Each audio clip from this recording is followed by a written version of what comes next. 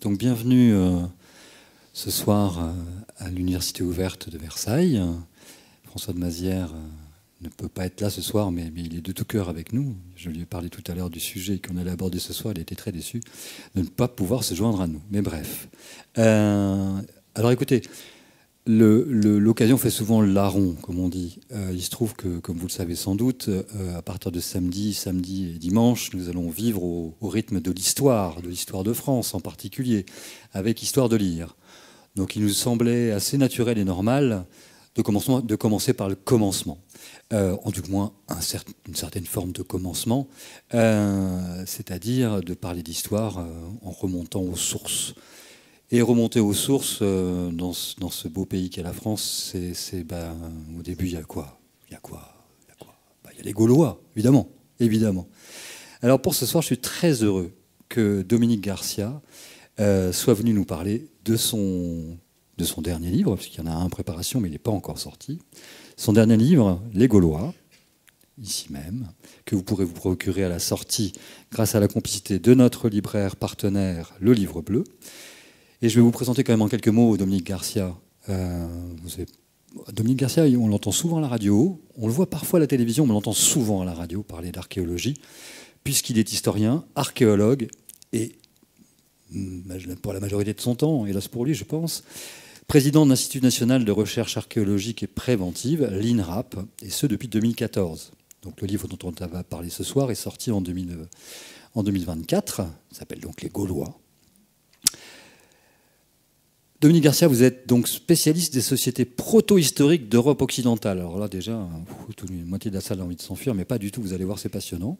Vous êtes professeur des universités, président donc, de l'Institut national de recherche archéologique préventive depuis 2014, et vous avez consacré toute votre carrière à l'étude des civilisations celtes et méditerranéennes antiques.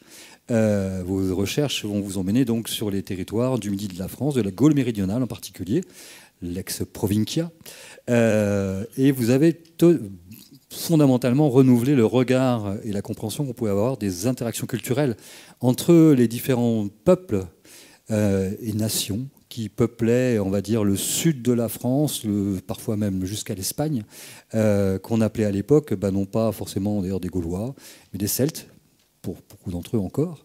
Les Gaulois n'étaient pas encore entrés dans l'histoire. Des Ibères, des Celtibères, bref, des catégories diverses et variées. Mais c'est bien des Gaulois dont vous allez nous parler ce soir, à partir de votre ouvrage. Cet ouvrage, je vous le recommande vivement, parce qu'on peut le lire c'est côté un peu comme feu, le journal de Tintin, de 7 à 77 ans, pour comprendre cette société beaucoup plus complexe qu'on ne le croit, qui va bien au-delà des stéréotypes que nous possédons en mémoire, des stéréotypes souvent bien installés par notamment la bande dessinée. Saluons quand même la parution récente d'un nouveau Astérix, dont je recommande fortement la lecture, mais c'est pas là qu'on va chercher la vérité historique sur ces chers Gaulois. Et quant à vous, Dominique Garcia, vous défendez une histoire, une archéologie vivante, précisément, jusque dans ces tréfonds et ces prolongements dans nos sociétés d'aujourd'hui. Et c'est pour cela que vous écoutez est passionnant, vous lire tout autant. Donc je vous conseille les deux. Vous écoutez maintenant et puis vous lirez après. Bonne soirée, bonne conférence.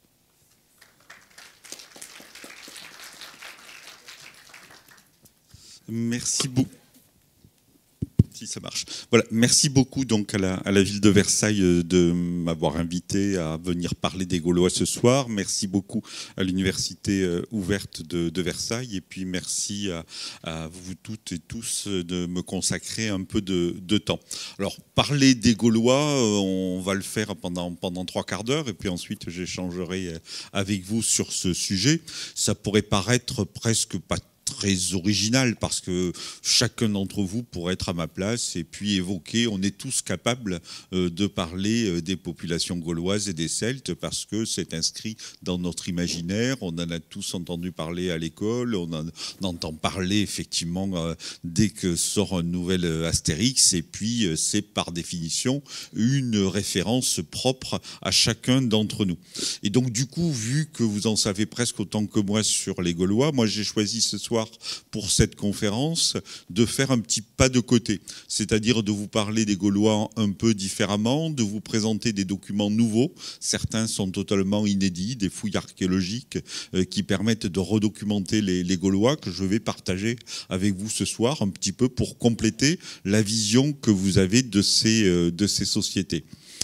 Et pour commencer, vous dire que si je vais me permettre moi de faire un pas de côté, c'est aussi pour élargir la vision qu'on peut avoir des Gaulois. Parce que si les Gaulois, on est tous capables d'en parler, c'est parce que dans l'histoire de notre territoire national, de ce qui est aujourd'hui la France, les Gaulois sont les premiers peuples qui sont cités. Et s'ils sont cités et s'ils sont connus, c'est parce que, paradoxalement, à un moment, il y a un général romain qui est César, qui décide d'annexer une grande partie de ce qui est aujourd'hui la France, et qui, pour justifier son intervention en Gaule, va écrire des rapports militaires qui seront réunis dans un ouvrage qui s'appelle La guerre des Gaules. Et donc, c'est un petit peu un paradoxe. À la fois, les Gaulois sont nos ancêtres, ou sont une partie de nos ancêtres. À la fois, les Gaulois sont à l'origine de l'histoire de France, et à la fois, ils rentrent dans l'histoire de France en tant que perdants. C'est quand même, il n'y a pas beaucoup de pays dans le monde dans lequel on dit nos racines, nos bases, ce sont des perdants. C'est en France où on a choisi comme étant l'origine du peuple français, cette population gauloise, racontée par, en l'occurrence, la personne qui les a conquis. Pardon, je vous prie de bien vouloir m'excuser. Qui vont être donc maîtrisés par ces populations romaines. Et ensuite, avec un paradoxe, si on parle des Gaulois comme étant nos ancêtres, c'est parce qu'en fin de compte, César les a décrits de manière extrêmement précise. Parce qu'il avait à la fois une bonne connaissance, il est resté 5 ans sur notre territoire, donc ça fait une bonne connaissance du terrain, qu'ensuite c'était un fin observateur pour pouvoir justement arriver un petit peu à rentrer à l'intérieur des terres et parfois à soumettre certains de ces peuples gaulois. Et puis, dernier élément qu'on doit garder en tête, c'est que quand il a fait cet ouvrage qui s'appelle donc La guerre des Gaules, il ne l'a pas fait comme un livre pour être présenté au public, c'est en fin de compte l'accumulation de rapports qu'il a envoyés au Sénat pour recevoir des troupes, pour recevoir des moyens pour pouvoir mener cette guerre, mais aussi pour pouvoir justifier parfois les défaites et les décès. Et donc cet ouvrage n'est pas totalement objectif. C'est comme si vous vouliez savoir ce qui se passe en Ukraine aujourd'hui et que vous lisiez la presse russe tous les matins. Ça vous donnerait une certaine idée de ce qui se passe en Ukraine, mais peut-être pas la totale vérité. Et peut-être même que si vous lisiez tous les jours la presse ukrainienne pour savoir ce qui se passe, là aussi, vous n'auriez pas totalement la réalité. Donc, cette histoire des Gaulois, elle a été construite à partir de rapports militaires et écrite par un gagnant par rapport aux vaincus. Et autre élément, juste après, je vais vous présenter des images et on va rentrer dans des sujets plus en lien avec cette lecture diachronique des Gaulois. L'autre élément aussi qui est un petit peu gênant, c'est que dans la manière dont les Gaulois sont ancrés dans notre imaginaire, c'est qu'ils rentrent au moment de leur défaite, avec une description qui est faite par les gens qui essaient de les envahir, comme s'ils n'avaient pas existé avant. C'est-à-dire qu'on a un moment d'où cette image du Gaulois querelleur, du Gaulois batailleur, bien entendu, quand César arrive en Gaule, il n'allait pas décrire des grandes civilisations, des grandes cultures, des villes avec des personnes cultivées, parce que c'est pas comme ça que vous obtenez des troupes et de l'argent pour vaincre ces gens-là. Donc il a eu tendance non pas à les caricaturer, mais à les saisir dans l'instant qui était le moment où il se faisait envahir. D'où cette image qui nous est restée encore jusqu'aujourd'hui de l'irréductible Gaulois, mais aussi du Gaulois batailleur, des populations qui n'arrivent pas à se mettre d'accord, etc. C'est tout simplement une caricature qui est liée au texte de César. Et donc du coup, pour décrire ces populations gauloises, je vous dis, moi je vais faire un pas de côté, je vais essayer de les prendre sur une durée un peu plus longue, de savoir pourquoi les populations méditerranéennes, les Romains, mais avant eux les Grecs, se sont intéressés à ce territoire et ce qui a fait que ce territoire, en fin de compte, est devenu un espace assez intéressant pour être annexé aux populations, à l'espace romain. Alors tout d'abord une carte simple qui doit vous rappeler vos cartes d'enfance, ça c'est 60 avant, juste avant l'intervention romaine. Alors déjà rappeler des éléments fondamentaux, ce que vous avez en rouge en bas, c'est une région qui était déjà conquise par les Romains, c'est-à-dire quand César va arriver, il y a une région qui va de la région de Vienne jusqu'à la frontière espagnole et jusqu'à la frontière italienne aujourd'hui, qui est déjà romaine depuis 2-3 générations, depuis les années 120 avant Jésus-Christ. C'est-à-dire que les Romains avaient fait la liaison entre la péninsule italique et la péninsule ibérique en mettant en place un espace de circulation dans ces espaces. Et d'ailleurs, toutes les interventions romaines pendant la guerre des Gaules auront lieu à partir de cet espace méridional. Donc on a déjà une Gaule au moment où César va intervenir qui est déjà en partie romanisée. Et inversement, tous les Gaulois ne sont pas en Gaule, vu que si on regarde l'endroit où se retrouvent les tribus gauloises, on en retrouve dans une partie de la Suisse actuelle, on en retrouve un petit peu en Italie du Nord, on en retrouve en Belgique et on en retrouve même en limite de la Germanie. Donc tous les Gaulois ne sont pas aujourd'hui dans ce qu'on appelle le territoire français et tout le territoire français n'était pas totalement gaulois, vu que si on prend que l'exemple par définition de la Corse, on était en dehors de cet espace gaulois. Donc il n'y a pas une symétrie parfaite entre ce qui fut la Gaule et ce qui fut ces populations. Deuxième petit élément, et ensuite on va faire un peu plus d'archéologie, c'est un problème de vocabulaire. Lorsqu'on regarde ces populations et quand on voit la liste des peuples qu'on retrouve en Gaule, on retrouve toute une série de peuples. Or, ces peuples, on sait qu'ils n'étaient pas unifiés. Ce qui les rassemblait, c'est qu'ils avaient la même langue, qu'ils avaient la même religion, qu'ils avaient des activités économiques qui les associaient, mais il n'y avait pas un État gaulois, il n'y avait pas de nation gauloise.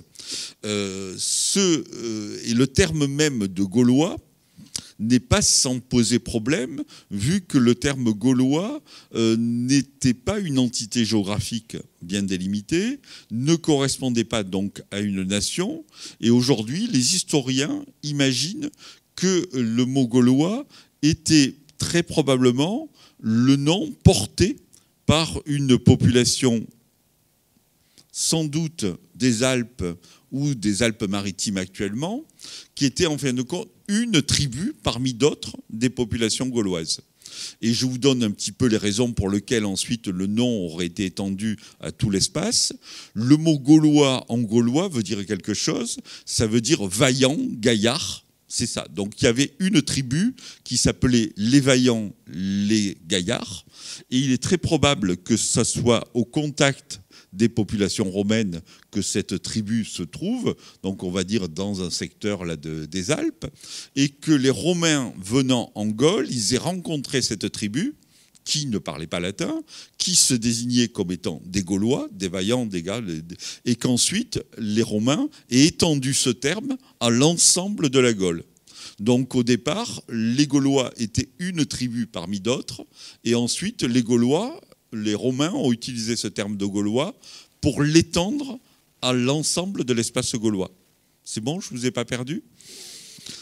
Et c'est ce terme de Gaulois donc, qui a été étendu à l'ensemble de l'espace, correspond aussi à un autre élément qui est apparu dans les années très récentes, dans les années 1990, dans lequel on s'est aperçu que César était le premier à donner des frontières à peu près claires de ce qu'on appelle la Gaule.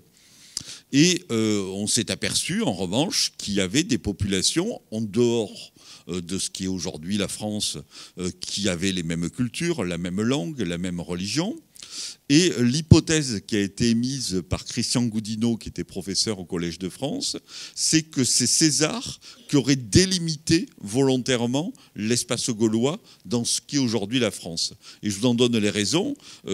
Ce qui intéresse César quand il va intervenir dans ce pays, c'est effectivement de maîtriser toute la vallée du Rhône, on va le voir tout à l'heure, de prendre des richesses qui sont retrouvées en bordure de la mer du Nord, de la Manche, et puis d'avoir accès dans toutes ces régions qui sont la Bretagne ancienne. Et César, en bon militaire, avait besoin de définir son champ de bataille. Et donc César, dès le début de la guerre des Gaules, dans ses rapports qu'il envoie vers le Sénat, dit ben, c'est bien simple, la Gaule se limite bien entendu à la Méditerranée, se limite à l'art Atlantique, et puis il va dessiner une limite aux Alpes, bien entendu, et il va délimiter la Gaule sur l'espace qui est le Rhin. Et Goudineau dit il n'y a aucun texte antérieur à César, d'autres géographes ou d'autres historiens, qui limite le monde celtique ou le monde gaulois au Rhin, et donc ça serait César qui aurait volontairement limité cet espace pour des raisons quasiment stratégiques, militaires, parce qu'il avait besoin de donner une limite à ses interventions en tant que telles.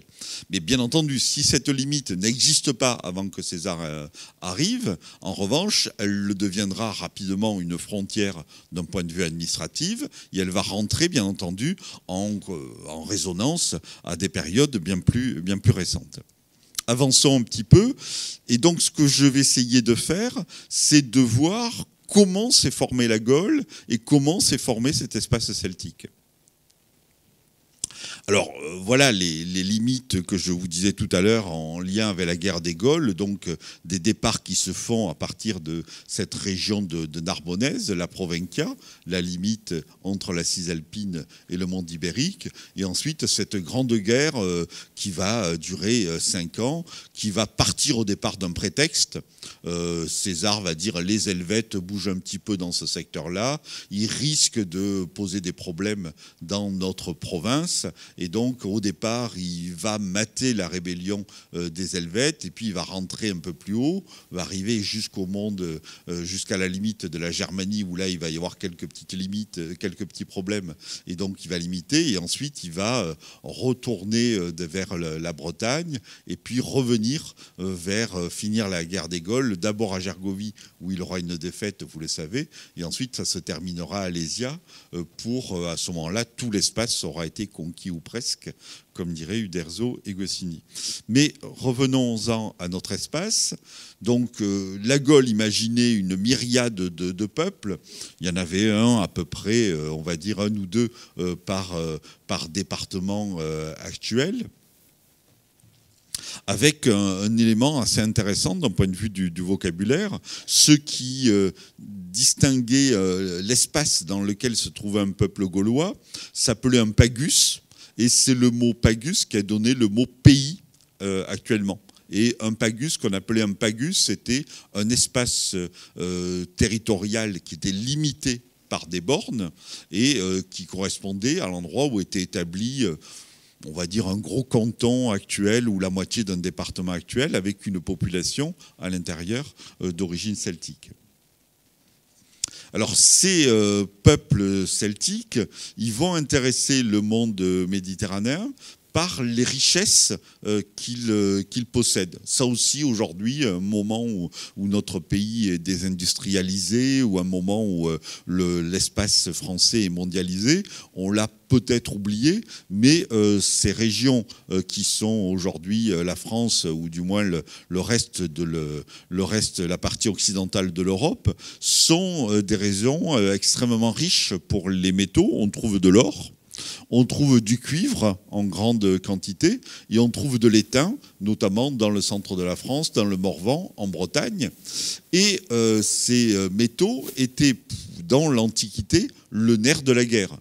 C'est grâce au cuivre et c'est grâce à l'étain que l'on arrive à faire du bronze, et le bronze servait à faire des armes, servait à faire des outils, servait à faire des monnaies, servait à faire de la sculpture, de la vaisselle, etc.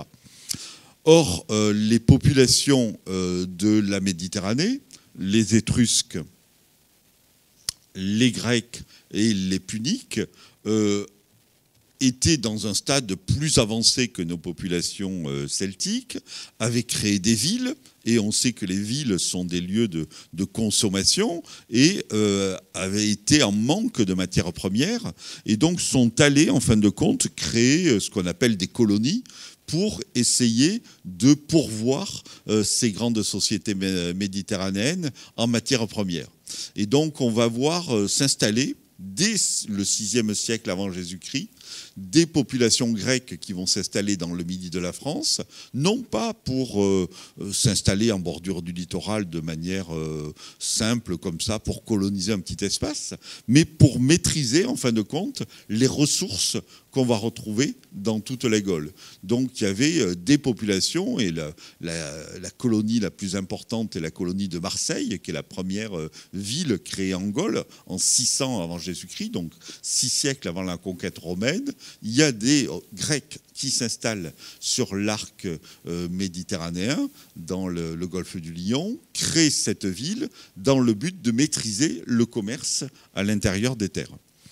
Et ce commerce de métal, je vous disais, de cuivre, d'or, d'argent, d'étain, on en a aujourd'hui la preuve dans la plupart de nos musées en Gaule, si j'ose dire, en France, où on a des richesses de métal locaux, notamment en Limousin, on retrouve énormément d'or, dans la région de Toulouse, beaucoup d'or, et dans le centre de la France, je vous disais, dans le Morvan et dans les Alpes, on retrouve du cuivre en assez grande abondance. Donc tous ces métaux intéressaient les populations méditerranéennes, et en premier lieu donc les populations grecques. Et on a des traces aujourd'hui de ce grand commerce du métal qui était retrouvé sur tout l'espace gaulois, qui revenait en bordure du littoral et qui ensuite partait vers la péninsule italique et vers le monde grec. Donc dès 600 avant Jésus-Christ, donc 6 siècles avant la conquête romaine, il y avait des contacts importants entre la Méditerranée et le monde celtique, qui allait devenir le monde gaulois, et essentiellement pour essayer de puiser les richesses de la Gaule, et notamment ces richesses en métal. Alors ce métal, c'était à la fois les lingots, qui étaient extraits dans les mines que j'évoquais tout à l'heure, mais également tout le matériel, les bracelets, les haches, les fibules, qui pouvaient être rassemblés, retrouvés, et qui étaient ensuite diffusés vers la Méditerranée. On a retrouvé plusieurs épaves, donc une épave, la Prédagde, sur le site de Rochelongue, qui contenait plusieurs centaines de kilos de lingots de cuivre, plus des objets qui partaient vers la Méditerranée. Et on a la preuve que ce métal était diffusé vers le monde grec et vers le monde italique, notamment vers les Étrusques, vu qu'on a retrouvé dans des sanctuaires grecs et dans des sanctuaires étrusques des objets métalliques qui venaient du monde gaulois. Et aujourd'hui, les historiens imaginent un processus relativement simple, me semble-t-il, qui est que les navigateurs étrusques et grecs qui voulaient avoir du métal passaient d'abord dans leur sanctuaire. C'est là qu'ils essayaient d'avoir le bénéfice des dieux pour pouvoir tenter ces explorations. Et ensuite, une fois qu'ils avaient récupéré le métal et qu'ils le ramenaient vers la Grèce ou vers l'Étrurie, ils en laissaient un petit peu dans les sanctuaires pour les dieux, et ensuite le reste était refondu pour nourrir, alimenter l'industrie et la métallurgie. Et donc aujourd'hui, tout ce qui a été transformé en métal, on ne le retrouve pas, mais par contre, ce qui a été laissé aux dieux dans les sanctuaires grecs et dans les sanctuaires étrusques, on le retrouve, et certains de ces objets donc, sont d'origine gauloise. Le contact se faisait bien entendu en bordure du littoral, mais on va voir que rapidement, ce contact va remplir à l'intérieur des terres. Alors ce contact, il est très ancien. Dès le 7e siècle, dans la région d'Agde, on a des coupes à boire qui ont été découvertes. Et là, avec ce type de document, on tient ce qui, pendant toute la durée de ces conquêtes étrusques, grecques et surtout romaines, va causer la perte de nos Gaulois. Alors tout ce que je vais vous dire là n'est pas trivial, c'est la réalité vraie. Nos populations méditerranéennes maîtrisaient un savoir-faire que ne connaissaient pas nos Celtes et nos Gaulois, qui sont la production de vin. Il y avait en Gaule de la vigne sauvage, il y avait de la cueillette. Archéologues, on retrouve des graines, des pépins de raisin, on retrouve des charbons de bois et on retrouve des pollens de cette vigne. En revanche, nos Gaulois ne savaient pas fabriquer le vin. Et donc, ce qui va causer sans doute la perte en partie de nos Gaulois, c'est que les Étrusques et les Grecs vont apporter du vin en assez grande quantité, vont le diffuser, et ils vont diffuser en fin de compte un savoir-faire contre, en échange, des produits de première nécessité qui étaient nécessaires à ces populations étrusques et grecques, qui sont le métal, les esclaves, le blé, essentiellement, qui va revenir vers les cités méditerranéennes, et en échange, eux vont distribuer ce vin vers ces populations gauloises. Et donc, ils vont imaginer nos populations qui vont connaître pour la première fois une boisson alcoolisée qui n'arrivent pas, eux, à réaliser, et qui va se diffuser, on va voir, très largement à l'intérieur des terres. Ce contact va être dans un premier temps un contact pacifique. Et là, je vous présente un objet que vous n'avez jamais vu, qui a été trouvé dans une épave au large de la Corse, qui est un caducée et qui est donc un élément en bronze. Il fait à peu près 40 cm de haut. Il devait être planté, fiché au bout d'une hampe en bois ou en métal. Et cet élément était un élément, un caducée, qui était l'équivalent d'un drapeau blanc ou d'un drapeau de la Croix-Rouge aujourd'hui. C'est-à-dire, quand vous arriviez quelque part avec ce caducée, vous disiez « j'arrive en paix ». Et donc, nos navigateurs méditerranéens, lorsqu'ils viennent chez ces populations barbares, chez ces Celtes et chez Gaulois, ils veulent démontrer qu'ils sont là pour faire du commerce, mais qu'ils ne sont pas là dans un premier temps pour se battre, même si, bien entendu, il y a dû avoir quelques heurts. On a ces caducées qui ont été trouvés en mer, et on a même ce qu'on appelle une tessère d'hospitalité, qui est une main dans laquelle était gravé à l'intérieur le nom des tribus. C'est un document qui est conservé à Paris à la BNF et qui est en fin de compte une sorte de passeport qui permettait aux populations méditerranéennes de circuler chez nos Celtes et nos Gaulois. Quand on avait cette main, ça voulait dire j'arrive de manière pacifique, la main ouverte étant par définition la présentation d'une main qui ne tient pas d'armes avec une population donc qui ne veut pas se battre.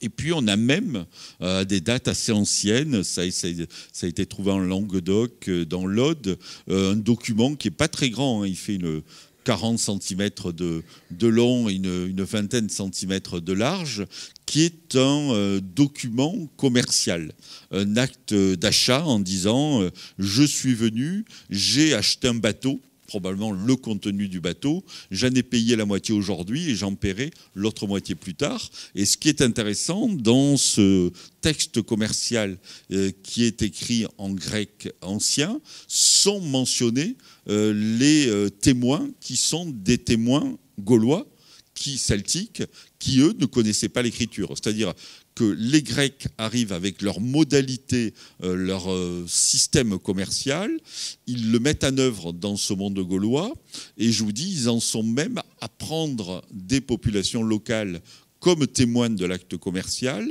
en mentionnant leur nom sur l'acte commercial, alors que ces populations-là, on le verra jusqu'au 1er siècle avant Jésus-Christ, ne maîtrisent ni l'écriture, ni la langue grecque. Donc un système très organisé pour venir puiser les richesses de la Gaule en échange de produits manufacturés, et en l'occurrence du vin. Ce commerce dont on va voir qu'il va avoir une ampleur extrêmement importante est largement maîtrisé par les Grecs qui s'installent à Marseille vers 600 avant Jésus-Christ. Ce sont des Grecs qui viennent d'une ville de Grèce de l'Est qui s'appelle Phocée, d'où l'expression les Phocéens quand on parle des Marseillais. Mais ce qui a donné une puissance extrêmement forte à Marseille, c'est que Massalia est créé en 600 avant Jésus-Christ, avec une partie de la population de Phocée qui va créer la ville grecque de Marseille, mais que Phocée, en 546 avant Jésus-Christ, va être prise par les Perses. Donc la ville de Phocée, en Grèce de l'Est, va être anéantie, et l'ensemble de la population de Phocée va partir pour renforcer la ville de Massalia. Et donc, on va avoir très rapidement, sur le sol gaulois, une ville puissante avec des premiers colons renforcés par le reste de la population de Phocée, ce qui va donner une place forte commerciale importante, on va le voir, vers le reste de la Gaule.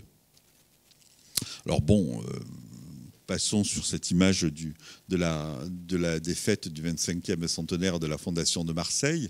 Ce qui est intéressant, c'est la création de cette ville, créée de manière pacifique, nous dit la légende, entre les populations indigènes représentées par cette princesse locale et ces navigateurs grecs qui s'installent ici.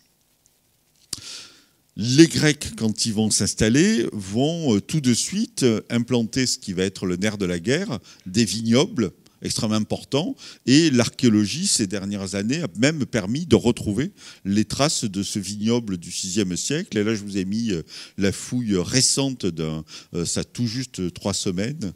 C'est une fouille d'un vignoble grec. On voit les tranchées de plantation, on voit les traces de provignage, et à l'intérieur de ces tranchées, comme l'amendement, on va dire, était bio à l'époque, ils rejetaient les poubelles de la ville, et on retrouve des objets de céramique et des objets métalliques qui ont permis de dater ces plantations de vignes. Et donc aujourd'hui, on a toute la chaîne opératoire, comme disaient les archéologues. On a à la fois les vignes, on a l'émai de pressurage qui permet de produire le mou qui ensuite va devenir la vigne. On a retrouvé dans des zones humides, notamment dans des puits, même les traces de la taille et des éléments des ceps. On fait même des études ADN aujourd'hui sur les pépins qui vont permettre de nous connaître les cépages qui ont permis de faire ce vin. Et on a les amphores produites à Marseille qui permettaient de diffuser le vin vers les espaces qui n'en produisaient pas. Ce commerce du vin, voilà, partout où vous avez ces points rouges, c'est les endroits où on a trouvé les traces de ce vin méditerranéen avec des volumes. Voilà, ce petit cercle que vous voyez même de loin, c'est quand on a trouvé plus de 500 amphores de vin méditerranéen. Et puis les points isolés, c'est de 1 à 10 amphores. Mais on voit très bien le circuit tel qu'il se passe. C'est des bateaux qui arrivent le long de la côte méditerranéenne et ensuite qui vont prendre 2 espaces. Un, ce qu'on appelle le seuil de Neurouze, c'est-à-dire la vallée de l'Aude, et ensuite reprendre la vallée de la Garonne pour accéder à l'Atlantique. Et puis le deuxième passage qui est la vallée du Rhône, la Saône, et ensuite la volonté d'accéder au Rhin, à la Loire et à la Seine pour accéder à ce secteur-là. Donc en fin de compte, il y a une volonté de connecter l'espace méditerranéen à l'espace celtique en maîtrisant la vallée du Rhône. Et vous voyez, cette carte, elle vous rappelle ce que vont faire les Romains ensuite en maîtrisant ce secteur, le passage en bordure du littoral, mais également en implantant la provincia jusqu'à Vienne, de maîtriser la vallée du Rhône, et puis ensuite la Narbonnaise pour maîtriser la voie de circulation. Ce qu'il faut voir, c'est que ces conquêtes militaires sont avant tout des conquêtes économiques, et que dès le VIe siècle avant Jésus-Christ, dès la création de Marseille, il y a la volonté de maîtriser ces deux axes commerciaux. Et là, je vais vous présenter quelques documents inédits, je vous l'avais promis, j'allais dire, qui vont mettre un zoom sur une zone bien particulière, qui est cette petite zone-là que j'essaie d'éclairer avec mon pointeur, qui est une zone de contact. C'est la fin de la zone méditerranéenne. Imaginez nos Grecs et ensuite nos Romains qui veulent faire du commerce.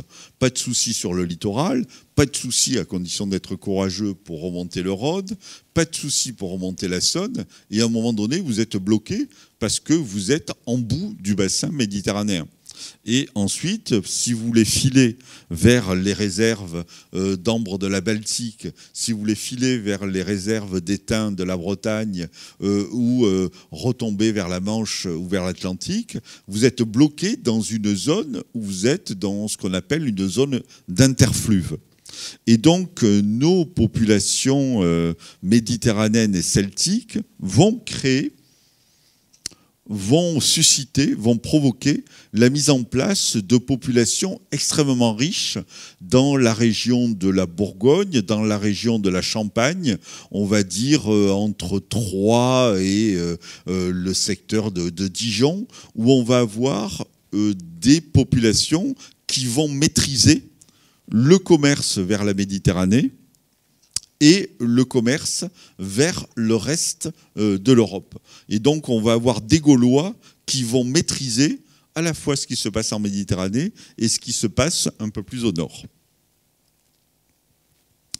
Et qui vont mettre en contact les cités-États grecs, les cités-États étrusques, et puis ensuite les richesses qu'on peut retrouver dans le reste de l'Europe. Et ces villes qui vont être créées, qui sont les premières villes créées dans le monde gaulois, sont des villes d'ampleur. Là, vous êtes ici dans le Châtillonnais, dans un secteur qui s'appelle, dans une commune qui s'appelle Vix, et sur cet secteur, on est en bordure de la Seine, et là vous avez une ville, vous voyez, qui a été vue en prospection géophysique, mais qui a été fouillée aussi ponctuellement, avec des quartiers, avec des remparts, vous allez voir, avec ici une grande maison qui fait 30 mètres de long, 20 mètres de large, sans doute une quinzaine de mètres de hauteur, qui a été fouillée ici, et donc on va avoir des pouvoir fort en milieu gaulois, avec des gens qui vont tenir le commerce entre la Méditerranée et le reste du monde celtique. Regardez, voilà, je vous disais, on a ici la ville, et ici on a le rempart, et regardez à quoi ressemble le rempart tel qu'il a été découvert à Vix. Vous avez le rempart qui était ici, et ça c'est le fossé qui est placé devant le rempart. Et ici, vous avez nos collègues autrichiens qui ont fouillé ce fossé, et qui ne sont pas des petits bonhommes, qui sont des gens de taille normale. Et donc, vous voyez un fossé d'une quinzaine de mètres de profondeur, d'une quinzaine de mètres de large, qui venait protéger cette ville forte. Donc, quelque chose de totalement démesuré, et les quelques images que je vais vous présenter là, donc quelques-unes qui sont inédites, vous me présentent le caractère démesuré de ces États émergents, de ces cités celtiques à l'interface entre le monde méditerranéen et les mers du Nord, qui vont montrer la richesse de ces populations. Voilà la fameuse maison dont je vous disais tout à l'heure, avec ces trous de poteaux là qui font presque 50 cm de diamètre et qui fait 30 mètres de long, 10 mètres de large. Et c'était probablement dans cette maison, que vivait la personne qui était enterrée ici, en bordure de la Seine, que vous voyez ici. Donc dès que vous étiez à Vix, vous étiez là dans un nœud, dans un endroit stratégique. Ensuite, vous pouviez redescendre la Seine et arriver, bien entendu, jusqu'à la mer. Et la personne qui vivait très probablement dans la grande maison de l'habitat qui est juste à côté, que je viens de vous montrer, a été enterrée sous un tumulus qui faisait 30 mètres de diamètre, 10 mètres de haut, et dont la chambre funéraire était au centre. Alors ça, c'est une fouille récente qu'on a réalisée à l'emplacement de cette tombe de Vix. Et à l'intérieur de la tombe de Vix, vous avez des documents que là, vous connaissez. C'est les objets qui ont été trouvés à l'intérieur donc de la petite fosse qui est ici, qui ont été découverts en 1953 et qui sont des objets aujourd'hui encore uniques au niveau européen et on pourrait dire mondial, avec ce grand cratère qui est le plus grand vase grec trouvé en Europe. Il fait 1,60 m de haut. Ici, vous avez le cercueil, le corbillard, le char de la princesse de Vix avec les roues qui ont été démontées. Et puis, la princesse a été placée ici avec son torque, son collier en or et tous les bijoux qu'il y avait autour et puis toute la vaisselle. Ce qui est intéressant, c'est que le plus grand vase grec trouvé en Europe n'a pas été trouvé en Italie, n'a pas été trouvé à Delphes, n'a pas été trouvé à Athènes. Il a été trouvé dans le Châtillonnais, dans une toute petite commune actuelle. Et ce grand vase qui était démesuré est un vase à vin. C'est dans ce type de cratère où on mélangeait le vin et l'eau et qui était diffusé. Et donc l'hypothèse aujourd'hui des chercheurs, et on va voir qu'on a retrouvé l'équivalent pas très loin il y a quelques années, c'est que c'était dans un endroit clé où il y avait un personnage puissant qui tenait les populations locales et qui était capable de redistribuer aux populations locales l'expression de son pouvoir, en l'occurrence la distribution du vin. Donc il faut imaginer à la tête de Vix une principauté. En haut, dans l'intérieur de cette principauté, cette femme puissante qui a été enterrée dans le tumulus que je vous parlais tout à l'heure, qui était capable de capter des biens méditerranéens, dont ce vase unique, et qui était capable sans doute de capter les biens celtiques, les esclaves, les céréales, le métal, et de pouvoir les changer avec le monde méditerranéen. Et elle devait rétribuer, entre guillemets, les populations qui la servaient dans ce dispositif en diffusant le vin qui était contenu ou qui pouvait, lors de grandes manifestations, être diffusé à partir de ce vase-là. Donc là, une découverte unique en 1953, remise en perspective ces dernières années grâce aux fouilles réalisées sur le mont Lassois et à l'intérieur de la tombe. Voilà des détails de ce vase de Vix avec ce décor, avec cette série d'hoplites, les gorgones, etc. Donc un vase superbe. Et la surprise, mais qui, vous verrez, donne toute la cohérence à la découverte, c'est que 50 km un peu plus au nord de Vix, lors de fouilles réalisées par l'INRAP, il y a moins de 10 ans, sur un endroit qui s'appelle Lavaux. Alors Lavaux, vous le connaissez peut-être sous un autre nom, c'est le secteur de Marc Avenue, l'endroit où il y a les magasins d'usines à côté de Troyes. Et donc, dans ce secteur de magasins d'usines, il y a eu un agrandissement et on a découvert un espace funéraire extrêmement important, lui aussi entouré d'un immense fossé. C'est un espace qui fait 4 hectares. Et là, la tombe se trouve sous ce barnum. On va en voir quelques petites vues, avec là aussi un grand vase pour distribuer le vin, et ensuite un personnage, cette fois-ci qui est un homme, posé dans son char avec la roue qui était ici, et lui aussi vêtu de manière importante. On est là vers 500 avant Jésus-Christ. Voilà une vue de cet espace et l'emplacement de la tombe qui entouré ensuite d'un grand fossé qui reprend des tombes un peu plus anciennes. Et voilà à quoi pouvait ressembler ce tumulus immense dans lequel, à l'intérieur, alors là, parfaitement conservé et bien fouillé, vous voyez la chambre funéraire, le caveau est creusé dans la craie. on voit encore l'emplacement des poutres qui fermaient donc le haut du caveau, et l'ensemble du caveau était platelé. On a retrouvé les traces de planches qui fermaient l'espace. On l'a fouillé de manière précise, et donc là vous avez les restes du défunt, le grand chaudron dont je vous parlais tout à l'heure, une série d'objets. Voilà la restitution que l'on peut faire de la chambre uvtéraire avec les éléments du char à 2 roues qui ont été retrouvés sur lequel a été apporté le défunt. Voilà le monsieur tel qu'il a été découvert, une quarantaine d'années. Autour de lui, un torcanor massif. Et voilà tout ce qu'il avait dans l'intérieur de sa tombe, l'équivalent de Vix pour Lavaux. C'est des perles en ambre, 2 bracelets en or et un torcanor, un brassard en roche fossile, un élément, on va le voir rapidement, un ceinturon en cuir avec du fil d'argent, un grand poignard avec du fil d'étain, du corail de la Méditerranée, etc. Donc, vous voyez, un lieu central de l'espace euro-méditerranéen et quelqu'un qui capte à la fois des richesses qui viennent du nord, de l'ambre, des roches fossiles qui viennent d'Angleterre, de l'or probablement local, et puis du corail qui vient de la Méditerranée. Voilà le détail de son torcanor avec aux 2 extrémités la représentation d'un animal, d'un lion probablement ailé. Et bon, pour vous donner une idée, bon voilà, le tor qui fait près de 900 grammes d'or massif, mais voilà, là, le petit décor ici, le petit détail fait 1 centimètre, donc un travail d'orfèvrerie extrêmement précis.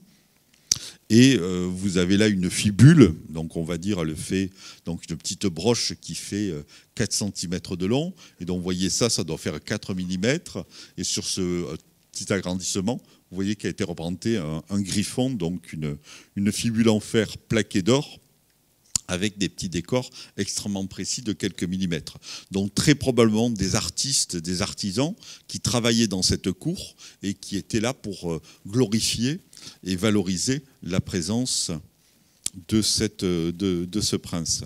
Voilà les petits détails des bracelets en or avec des représentations de ce que les archéologues appellent des oiseaux aquatiques, mais qu'on pourrait appeler des canards plus simplement.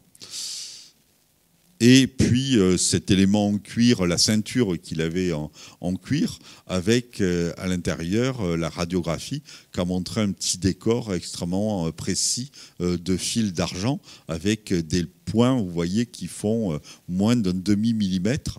Donc un travail d'attention extrêmement précis. Donc il y a de la richesse, il y a de l'abondance, mais il y a aussi du savoir-faire autour de ces personnages-là. Voilà encore le poignard avec les petits décors là aussi, donc vous voyez un poignard on va dire à 30 cm, et donc vous voyez là les petits décors extrêmement précis avec un fil là, extrêmement étroit en étain qui a permis de décorer ça. Puis on avance, on a le grand chaudron dont je vous parlais tout à l'heure, 1 mètre de large, probablement 1 mètre de haut, rempli, dont les traces, les matières organiques ont été analysées, ont montré qu'il était rempli de vin rouge, dans lequel avaient été rajoutées des espèces florales, donc, comme le faisaient les anciens, avec cette représentation d'un dieu fleuve, qui est le dieu Achélos, qui est un dieu méditerranéen avec 2 cornes, une moustache tréflée et puis une barbe en forme de fleuve. Et puis 2 petites lionnes, donc un objet de qualité.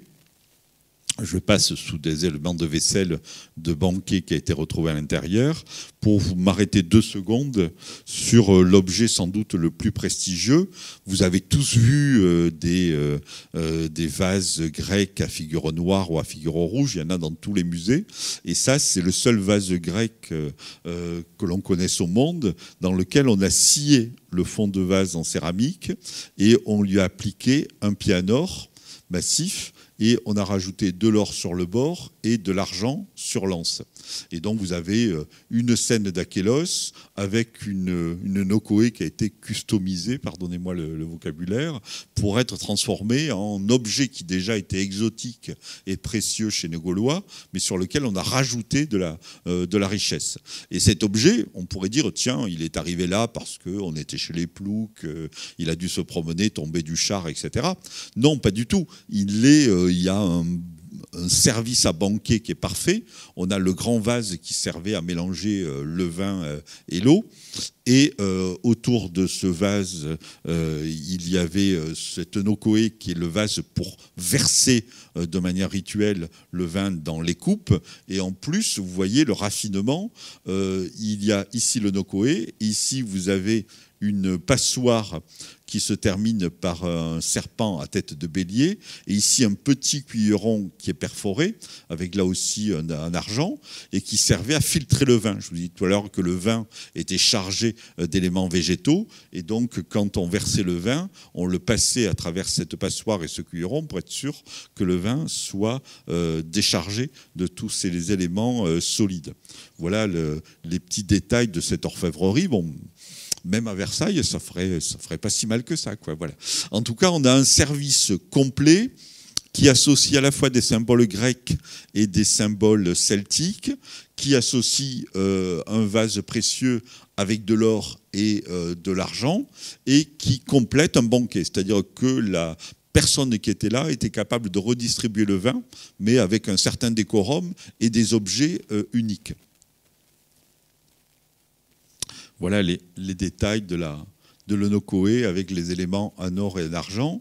Et si vous l'avez en tête, vous avez le pied de l'Onokoé qui rappelle le pied du cratère de Vix. Donc on est dans une ambiance voilà, de quelque chose où on rajoute de la prestance, on rajoute de la richesse dans ces populations-là. Et tout ça est resserré. Ce que vous avez là, vous ne le trouvez pas dans le Massif central, vous ne le trouvez pas dans la Beauce, vous ne le trouvez pas dans le Nord, vous ne le trouvez que dans cette zone d'interface, en endroit où les gens étaient bloqués du sud pour aller vers le nord et du nord vers aller dans le sud. Et donc quelque chose, moi, qui me passionne et qu'on a pu mettre en avant, c'est que la population gauloise, tout à l'heure je vous ai présenté cette carte avec tous les noms de ces populations gauloises, la population gauloise qui habitait le secteur de Troyes et de Lavaux s'appelait les Tricasses. Et c'est ce nom de Tricasses, la population gauloise citée par les auteurs anciens, qui a donné le nom de Troyes, de la bonne ville de Troyes, de M. Barouin aujourd'hui. En fin de compte, ça on le savait depuis toujours, mais on ne s'était jamais posé la question, pourquoi Troyes, pourquoi les Tricasses, et que veut dire les Tricasses? Aujourd'hui, on arrive à connaître un peu mieux la langue gauloise. Tri, ça veut dire qui fait passer, qui fait traverser. Et casse, c'est l'autre nom de l'étain, c'est ce qu'on appelle la cassitérite. Et donc les Tricasses étaient les gens qui étaient les passeurs d'étain, ceux qui étaient capables de transmettre l'étain. Or, il n'y a pas d'étain dans la région de Troyes. Donc, en fin de compte, c'était les gens qui étaient capables de se faire de la plus-value sur de l'étain qui venait de la Bretagne, qui intéressait les populations méditerranéennes, et qui portaient même dans leur nom cette capacité à relier la Méditerranée avec le monde du Nord. Donc, vous voyez, c'est un dossier qui est extrêmement important, parce qu'il montre la rentrée de ces populations gauloises dans cette sphère euro-méditerranéenne. Voilà, et ces documents qui ont été découverts en fouille ont été restaurés dans le laboratoire du musée du Louvre. Ils seront présentés à partir du mois de janvier au musée de Troyes. Et donc, vous en avez la primeur, personne ne les avait vus avant vous. C'est des documents qui sont totalement inédits. Ce qui se passe là, je vous disais, ne se passe pas ailleurs. Si on va plus dans le Midi, ensuite on ira dans d'autres régions, on a des habitats qui sont beaucoup plus réduits, beaucoup moins luxueux, qui sont liés en fin de compte au contact avec les populations méditerranéennes. Là, on est dans la région de l'étang de Berre. Vous avez des sites qui sont en bordure du littoral, comme ce site Tamaris. Vous avez des sites un peu à l'intérieur des terres. qu'on appelle des oppidas, selon un terme utilisé par César. On dit un oppidum pour qualifier les populations gauloises. Le terme d'oppidum n'étant pas d'ailleurs un nom gaulois, étant un nom latin.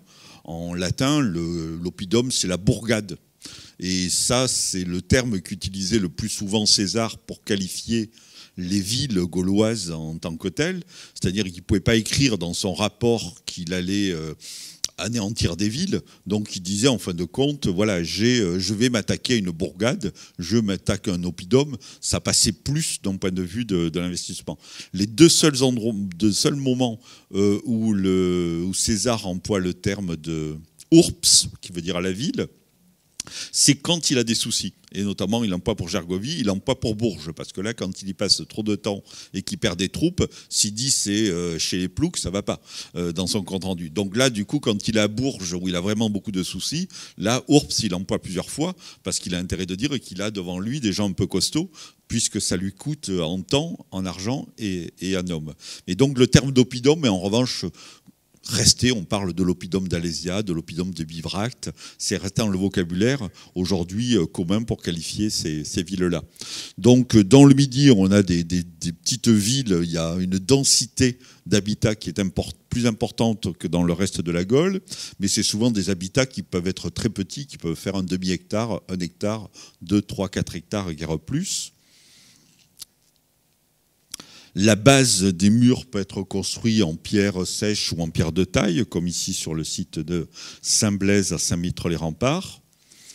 On a par chance trouvé même une pierre gravée qui représente les sommets de tours, et on a quelques merlons qui ont été trouvés, donc probablement des systèmes de merlons arrondis, comme vous avez ici et comme on voit représenté sur cette dalle, trouvée en Provence.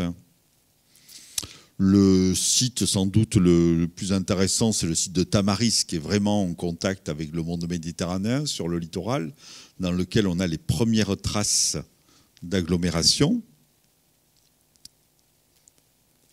Je passe. Et parfois, on a des habitats comme ici, avec le rempart, à l'intérieur les petites maisons, et des espaces vides plus à l'intérieur, c'est-à-dire que dans ce processus d'urbanisation de ville neuve, on prévoit un agrandissement, mais parfois la ville ne se remplit pas pleinement. Ici, voilà, on est dans le Var. Sur le site de Tarado, vous avez ici le rempart, tac, tac, tac, les maisons appuyées contre le rempart, et par contre au centre, un espace vide, parce que l'habitat n'a pas prospéré, ou peut-être que l'espace vide à l'intérieur était fait pour accueillir les populations de pasteurs ou d'agriculteurs qui vivaient sur le territoire. Dans le Midi, il faut imaginer des maisons dont la base est en pierre, mais dont l'élévation est en terre, avec des toits terrasses, un petit peu comme on rencontre aujourd'hui dans l'habitat traditionnel d'Afrique du Nord. Et là, sur ce site de l'île de Martigues qui a été détruit violemment, du coup, l'avantage pour le malheur des uns fait le bonheur des archéologues. La fouille violente a permis de découvrir à notre collègue Jean Chaussery-Lapré un matériel extrêmement abondant, dont des objets. Et on voit que les rues étaient extrêmement encombrées. Les maisons sont relativement petites. On a voilà, des murs effondrés. Vous avez ici les murs en briques crues. Voilà, ici, on voit l'appareillage en briques crues. Et ici, effondré. Donc, une élévation en briques.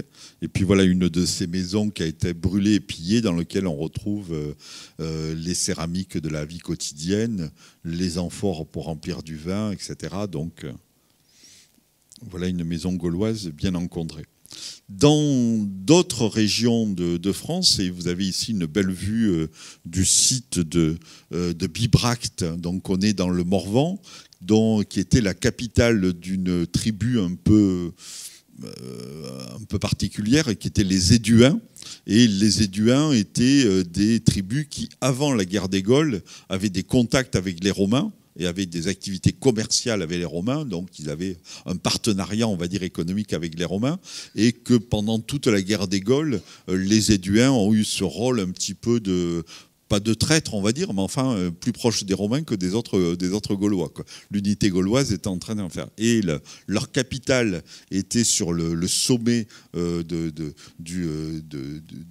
ce qu'on appelle aujourd'hui le massif du Morvan. et qui est le Mont-Beuvray, et qui est entièrement couvert de forêt aujourd'hui. Donc on a une ville, une capitale aujourd'hui sous la forêt. Ça doit nous rendre modestes par rapport à nos villes actuelles, qui un jour peut-être disparaîtront sous les forêts. En tout cas, la ville de Bibracte a été abandonnée au bénéfice de la ville d'Autun qui se trouve à son pied. Et la ville je vous disais que les Éduins étaient des alliés gaulois de nos Romains, et on sait que César a au moins passé un hiver, un moment où il ne se battait pas, à l'intérieur des murs, et probablement qu'il a écrit une partie de la guerre des Gaules à l'intérieur du site du Beuvray. Là, on a des sites dans le nord qui sont bien plus importants en surface. C'est parfois des centaines d'hectares, dont des villes extrêmement étendues, et qui règnent sur des territoires beaucoup plus larges. Je vous disais, dans le Midi, une myriade de petites cités, et dans le centre et dans le nord de la France, on a des villes beaucoup plus étendues. C'est un chantier, un endroit dans lequel le président de la République, François Mitterrand, avait voulu mettre en place un chantier de fouilles européen. Et aujourd'hui, il y a un centre archéologique, un musée au Beuvray. Voilà, vous avez ici le Mont-Beuvray, le musée du Mont-Beuvray qui est ici, et ici le centre archéologique, le centre archéologique du Beuvray. Et voilà les fouilles en cours sur le Beuvray, dans un endroit d'altitude. Vous avez les premières traces d'occupation de la ville. Et ce qui est intéressant, c'est qu'on retrouve au Mont-Beuvray, là, vous voyez, même de loin, vous devinez une cour centrale avec un système de galeries et de pièces tout autour, ce qui montre que les gens du Mont-Beuvray ont rapidement adopté, ce qui est quand même paradoxal quand on est au nord sur le sommet du Morvan, des modes de vie méditerranéens. Et ces modes de vie méditerranéens sont des modes de vie qui sont probablement empruntés dans les provinces de Narbonnaise. Donc là aussi, des rapports entre le nord et le sud assez étroits, même chez ces populations gauloises. Avec en revanche un mur, là, le rempart du Mont-Beuvray, qui est un rempart extrêmement solide, qui est construit selon une technique que César décrit comme étant le mur gaulois typique. Il parle de murus gallicus. Ces murs gaulois qui ont donné du fil à retordre à César sont des murs qui emploient la pierre en façade, mais ce que vous avez ici, c'est des grandes poutres, comme vous en avez là à l'horizontale, qui rentrent à l'intérieur du mur et qui en revanche sont remplis, les murs, donc un parement de pierre avec des éléments en bois, et à l'intérieur un blocage rempli de terre qui en faisait des éléments extrêmement massifs. Donc vous arriviez devant des murs en pierre, mais les coups de bélier notamment n'arrivaient pas à faire tomber le mur, vu qu'il était armé avec ces éléments en bois et rempli de terre massive à l'intérieur. Voilà la fouille en cours d'un de ces murus gallicus sous les arbres du Mont-Beuvray. Un autre site extrêmement important sur lequel, cette fois-ci, ce n'était pas des alliés, bien au contraire, c'est le lieu de naissance de Vercingétorix. On est au-dessus de Clermont-Ferrand et on est ici donc sur le site d'Alésia. De Gergovie, vous aurez rectifié, qui n'a pas fait l'objet de beaucoup de fouilles. Et donc, depuis 3 ans, on a repris des fouilles sur ce secteur de Gergovie. Et on commence à retrouver le rempart, probablement, de la ville de Vercingétorix, qui a été retrouvé dans des fouilles récentes. Donc, un endroit qui est extrêmement central, extrêmement fort d'un point de vue politique, vu que c'était la capitale de ces populations arvernes. Et puis le dernier site gaulois que je voulais évoquer parce qu'il est extrêmement symbolique, qui est le lieu de la défaite de Vercingétorix, donc qui est le site d'Alésia, à Lise-Sainte-Reine, sur lequel on a pu retrouver de manière claire, comme à Gergovie, les camps romains qui avaient encerclé, assiégé la ville, et puis les traces de l'occupation gauloise sur le secteur d'Alésia, avec la statue de Millet qui est placé au sommet d'Alésia, et c'était une statue qu'avait voulu mettre en place, qu'avait commandé Napoléon III, et dont, pour l'anecdote, elle reprend les traits du visage de Napoléon III en lieu et place de Vercingétorix. Et comme l'état des connaissances était limité à l'époque, en plus d'avoir mis le visage de Napoléon III, Vercingétorix est équipé d'une cuirasse de l'âge du bronze et une épée de l'âge du bronze, donc il a un matériel sur lui, il est représenté avec du matériel qui a au moins 1000 ans de plus que le dit Vercingétorix au visage somptueux de Napoléon III. Passons sur le mobilier archéologique, et je vais, pour terminer, vous présenter un élément que j'aime bien, qui là aussi est sinon inédit, sinon un peu neuf, c'est que nos Gaulois, dont on parlait une langue, le gaulois, une langue celtique, mais ne possédaient pas l'écriture et n'ont jamais possédé l'écriture. On dit même que s'il y avait une volonté de ne repousser l'écriture, et que notamment les druides transmettaient leur savoir à l'oral et qu'ils refusaient de transcrire leurs données. Or, à partir du IIe siècle avant notre ère, nos Gaulois vont utiliser un alphabet grec pour transcrire leur langue. C'est-à-dire qu'en fin de compte, ils vont écrire en gaulois, mais en empruntant l'alphabet grec. Il n'y aura jamais d'alphabet gaulois, il y aura un alphabet grec, mais ils vont l'emprunter.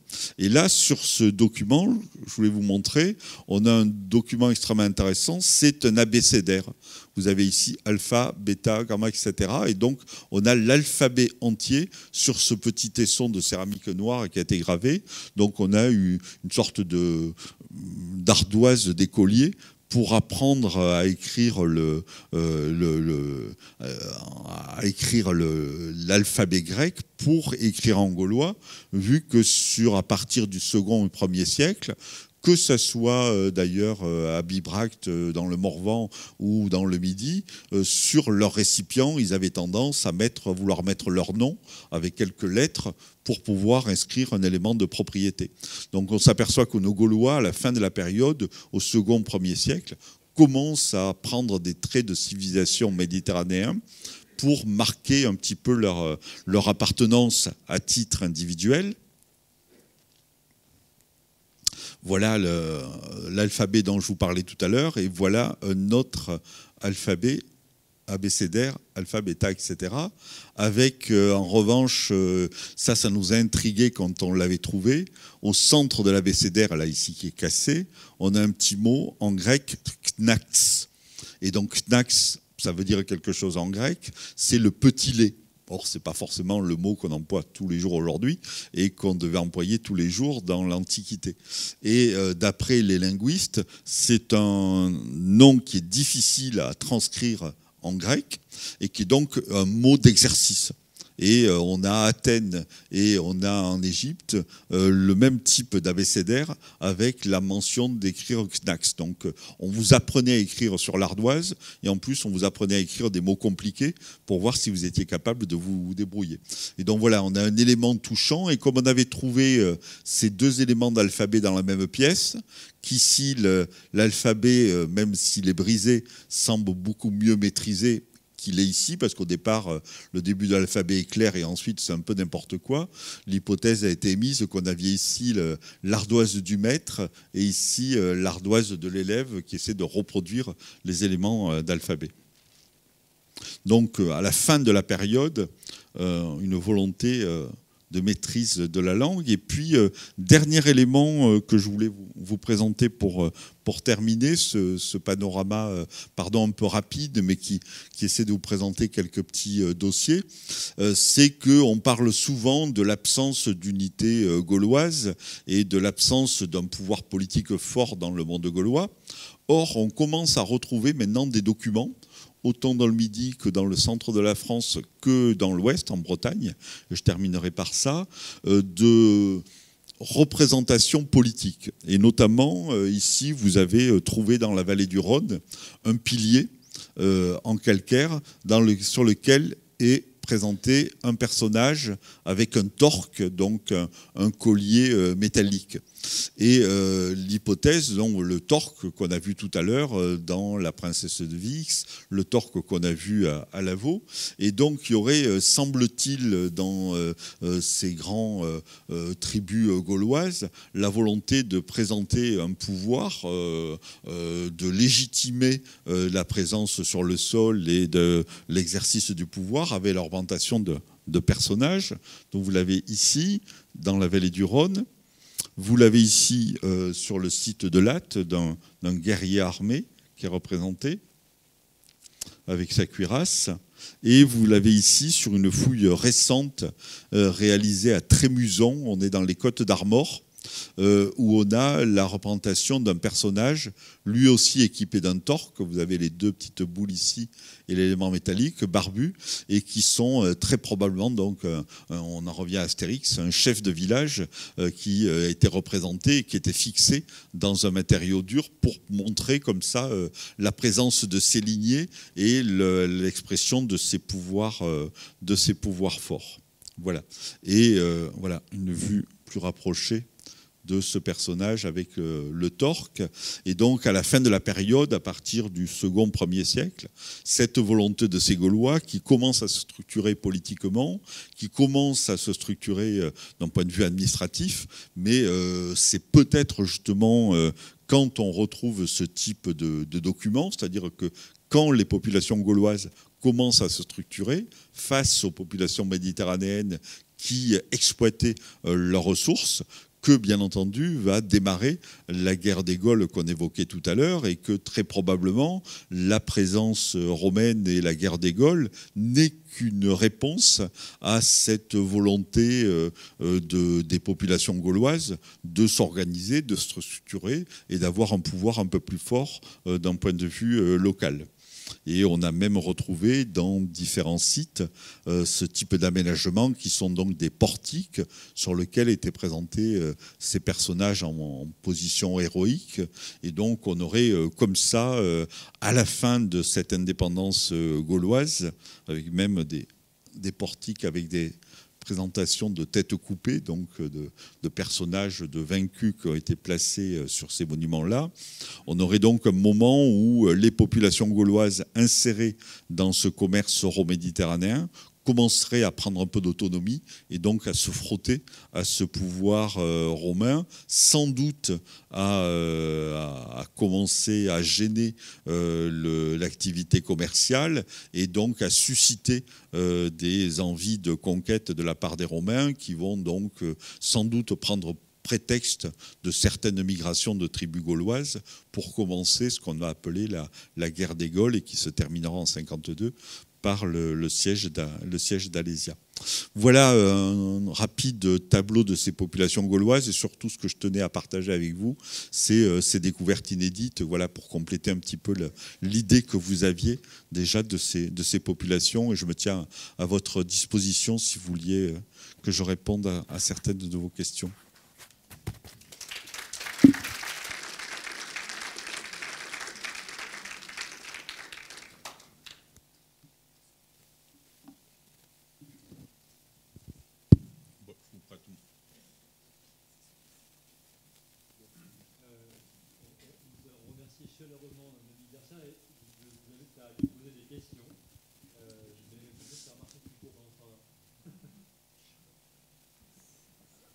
Je vous en prie, monsieur. Oui, merci.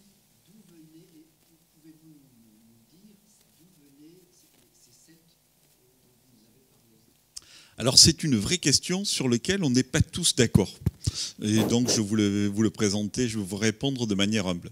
Pendant longtemps, on a présenté les Celtes comme étant des envahisseurs et des migrants venant d'Europe de l'Est et arrivant en vagues successives dans la partie occidentale de l'Europe et bloqués presque dans ce Finistère européen qui est aujourd'hui notre pays. Ça, c'est ce qu'on a écrit pendant longtemps, à la fois parce que les auteurs grecs et romains, dès qu'ils voyaient les populations indigènes, avaient tendance à vouloir les fixer et dès qu'ils bougeaient un petit peu, avaient tendance à les présenter comme étant des migrants et des envahisseurs. Aujourd'hui, d'un point de vue archéologique, on arrive à trouver une continuité culturelle dans l'architecture, dans les formes de vases, entre les populations de l'âge du bronze et les populations de l'âge du fer, c'est-à-dire nos populations celtiques. Et donc l'hypothèse aujourd'hui, c'est qu'ils venaient de nulle part, ils étaient là. Et donc, en fin de compte, ces histoires de... Vous voyez, même dans le vocabulaire, quand les Grecs se déplacent, on dit qu'ils colonisent. Quand les Romains bougent, on dit qu'ils romanisent. Et en revanche, quand les populations gauloises bougent, on dit qu'ils migrent ou qu'ils envahissent. Et donc, je crois que c'est parce que ce vocabulaire-là est lié à une vision méditerranéenne. Donc pour les Grecs et les Romains, ces populations-là, quand elles bougeaient, c'était dangereux. Et eux, quand ils bougeaient, c'était normal. Et en revanche, d'un point de vue archéologique, on a des lignées qui semblent être extrêmement locales. Donc moi, j'ai l'impression qu'il y a eu les populations ont tout le temps bougé, depuis le néolithique, il y a eu toujours des apports de population d'est vers l'ouest, et notre région est voilà, un espace où par définition on ne peut pas aller beaucoup plus loin. Donc ça existe. Mais d'un point de vue archéologique aujourd'hui, on arrive à trouver des stratigraphies. Et vous voyez, tout à l'heure je suis passé rapidement, mais notre prince de Lavaux, quand il construit son grand sanctuaire là, de 4 hectares, il enveloppe des tombes qui sont de la fin de l'âge du bronze et l'âge du fer. On est en train aujourd'hui de faire des études d'ADN et très probablement on est sur les mêmes lignées. Donc on est sur des gens qui étaient là. Les seuls qui n'étaient pas là avant, c'était les Grecs et les Romains, quoi. Mais les populations celtiques sont des populations locales. Dans la carte que vous avez montrée au début, j'étais frappé qu'il n'y avait pas le fer dans les métaux que vous présentez, alors qu'on est... Oui. Vous n'avez pas présenté le fer, vous présentez les richesses, l'étain, le cuivre, alors que là, vous parlez bien de l'âge du fer. Oui. Pour les Celtes. Non, pardon. C'est parce que cette carte montre les métaux stratégiques, comme aujourd'hui on présenterait les terres rares. Le fer, en fin de compte, pose un problème de transformation. C'est pour ça qu'il apparaît tardivement dans la technologie, parce que réduire du fer est plus compliqué que réduire du cuivre, qui était plus compliqué que de réduire de l'or. En revanche, du fer, il y en a à peu près partout. C'est-à-dire quand les gens maîtrisent la métallurgie, avoir du fer ne pose pas de problème. Il y en avait à peu près partout. Donc ça n'a jamais suscité de processus colonial, ni grec ni romain. Les Romains ne sont pas venus en Gaule pour chercher du fer. Ils en avaient dans l'arrière-pays de Rome, ils en avaient dans les îles, etc. Donc il n'y a pas de souci. En revanche, c'est le cuivre et surtout l'étain, qui est très rare, qui lui revêtait un enjeu stratégique. Voilà. Donc, partout ailleurs où il n'y a pas le cuivre ou l'étain, il faut imaginer un peu de fer, quoi, voilà.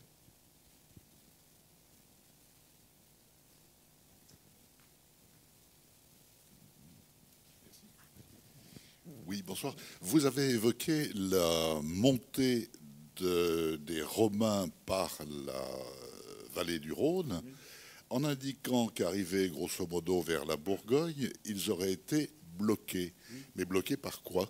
Non, bloqué tout simplement, pardon. Je me suis peut-être mal exprimé. On est dans une zone qui est une zone d'interfluve. C'est-à-dire qu'en fin de compte, suivre une vallée pour explorer un pays est assez naturel. Et à un moment donné, on est dans un endroit où on n'a pas d'accès direct à une vallée.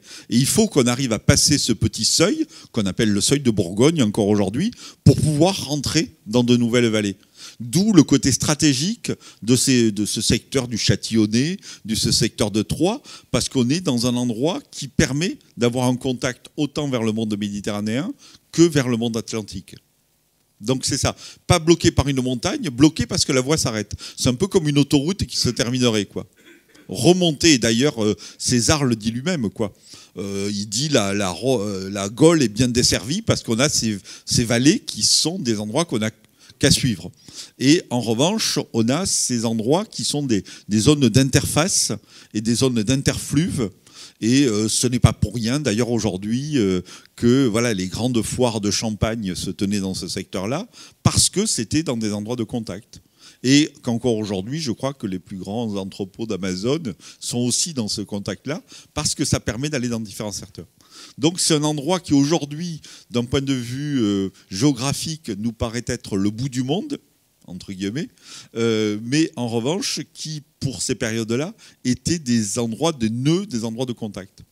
D'où le fait, avait des gens qui ne produisaient pas, mais qui gagnaient une plus-value parce qu'ils mettaient en contact deux sphères. Le monde méditerranéen, qui montait jusqu'au Châtillonnais, presque, et ensuite le monde atlantique, qui permet d'arriver aux ressources en ambre, qui étaient importantes pour les sociétés méditerranéennes, et les ressources en étain, qui étaient stratégiques.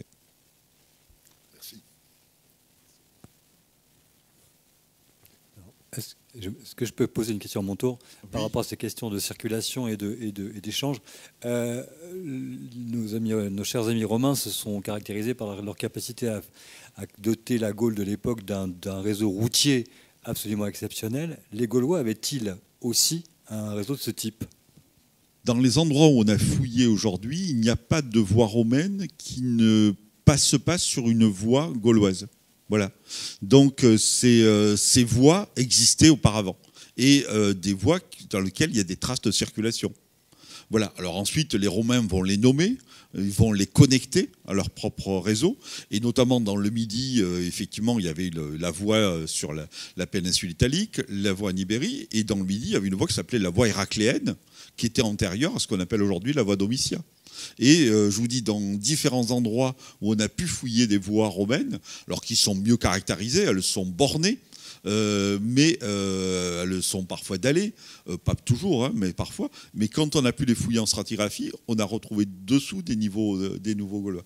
Donc voilà, la Gaule était moins peuplée qu'elle ne l'était à la période romaine, mais il ne faut pas l'imaginer comme un endroit boisé et perdu, quoi. Non, non, il y avait une vraie circulation qui se faisait. Merci. Y a-t-il d'autres questions? Ah, une autre question. Attendez, j'arrive avec le micro. Brennus était-il gaulois? Brennus était celte. Mais, non, pardon. Je sais pas sûr qu'il soit un celte de nos régions limitées par la France. Je crois pas. Je crois pas. Parce qu'il y avait des Gaulois en Italie du Nord, qui en avaient en bordure du Danube.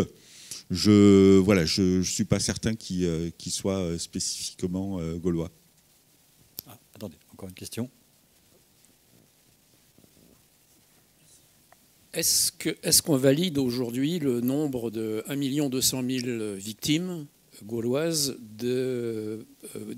par les troupes de César, qu'on retrouve dans les écrits de l'époque? C'est extrêmement difficile parce qu'il y a un double jeu dans lequel il ne faut pas se prendre.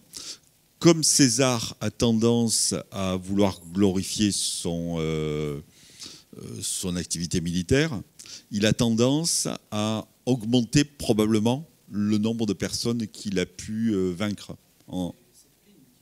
Mais tous ces chiffres-là sont repris de cette manière-là. C'est-à-dire, ça montre, c'est des chiffres qui sont censés présenter la puissance romaine en tant que telle. Ça me semble un peu beaucoup, 1 million quand même. Voilà. Quand je dis ça, c'est parce qu'aujourd'hui, on connaît ces villes. Alors c'est très dur, la démographie. Aujourd'hui, je ne sais pas si on est capable de savoir combien on est aujourd'hui en France pour la période gauloise, c'est bien plus compliqué. Donc la démographie pour ces périodes-là est extrêmement difficile et je crois que ce chiffre d'1 million me semble beaucoup, beaucoup, beaucoup. Voilà. Pardon de ne pas être plus précis. Mais ça semble beaucoup, quoi. Je veux dire, quand on imagine une Gaule avec 2, 3, 4 millions d'habitants, voilà, imaginez qu'il y a un quart de la population qui est morte suite aux interventions romaines me semble énorme. Alors il y a des endroits où il y a eu des massacres clairs à Orléans, etc. Il y a des endroits où ensuite la politique de la terre brûlée, César l'a pratiquée à quelques endroits. Après il avait besoin des ressources, il avait besoin des populations. Et quand on voit qu'à la période romaine, à part dans le Midi, où il y a eu des colons qui sont venus d'Italie, ensuite les Romains d'Autun sont des Gaulois qui se sont romanisés, quoi.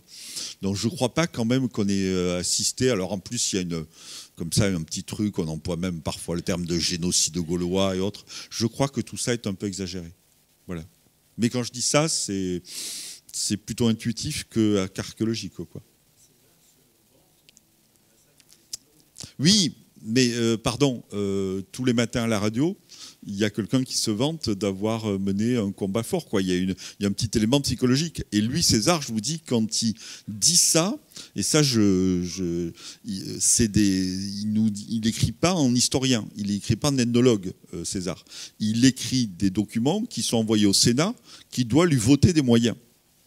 Et donc, quand il a eu des moyens, il est obligé de dire qu'il les a utilisés, quoi. Voilà. Je crois que nous pouvons remercier chaleureusement notre Merci intervenant beaucoup de à ce vous. soir.